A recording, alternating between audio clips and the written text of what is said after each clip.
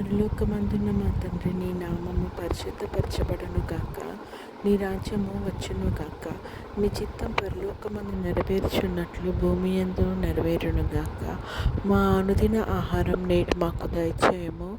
ఇతరులు మా ఎడల చేసిన అపరాధములను మేము క్షమించిన ప్రకారము మా అపరాధములను క్షమించుము.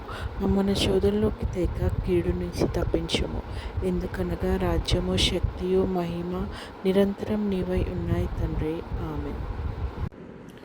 యెహోవా నిన్ను ఆశీర్వదించి నిన్ను కాపాడునుగాక. యెహోవా నీకు తన సన్నిధిని ప్రకాశింపచేసి నిన్ను కరుణించునుగాక. యెహోవా నీ మీద తన సన్నిధి కాంతి ఉదయింపచేసి నీకు సమాధానం కలుగజేయునుగాక. ఆమేన్.